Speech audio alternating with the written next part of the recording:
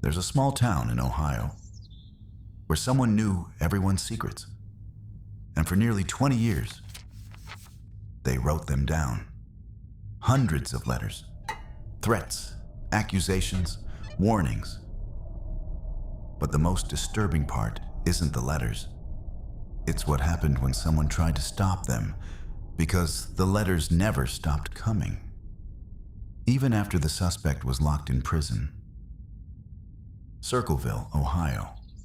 Population, just a few thousand. The kind of place where everyone knows each other. Teachers, bus drivers, neighbors. Families that have lived there for generations. Then one day in 1976, a letter arrives.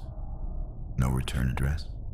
Inside, someone is exposing secrets, affairs, lies, private details no outsider should know.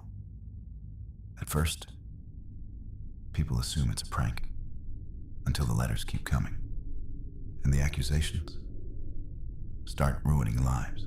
One of the main targets becomes a local school bus driver, Mary Gillespie. Her letters claim something explosive. They say she's having an affair with the school superintendent, Gordon Massey. Soon the letters start appearing everywhere, in mailboxes, on road signs, even taped along Mary's bus route. And whoever's writing them seems to know exactly where she'll be. Mary's husband, Ron, finally decides he's had enough. He tells family members he's going to find the person responsible.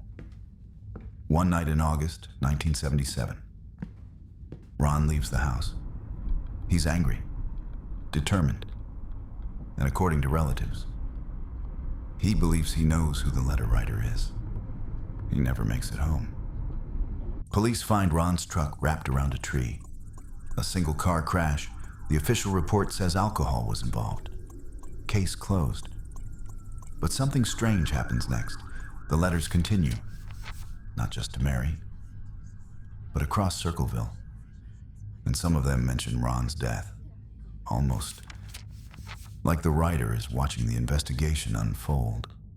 6 years later, the mystery turns dangerous.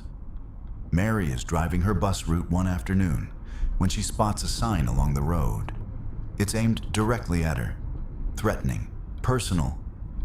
She stops the bus and walks over to tear it down. But behind the sign, she finds something far worse. A loaded revolver, hidden inside a box, rigged with a trigger mechanism.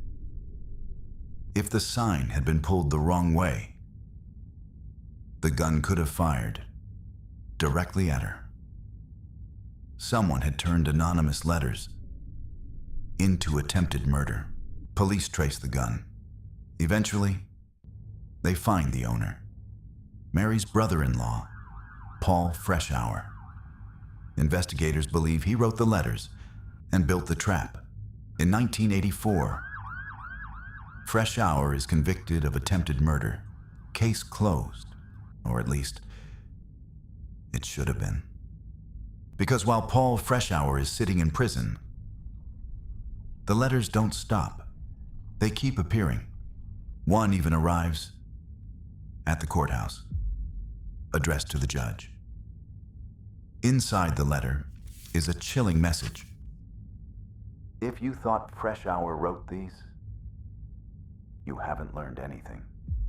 Freshour is eventually released in 1994, after serving years behind bars, not long after. The letters finally stop. No confession, no explanation. Just silence. But hundreds of letters remain. And one question that has never been answered. Because if Paul Freshour didn't write them, then someone else in Circleville knew everyone's secrets, watched their lives, and for nearly 2 decades, sat quietly, writing letters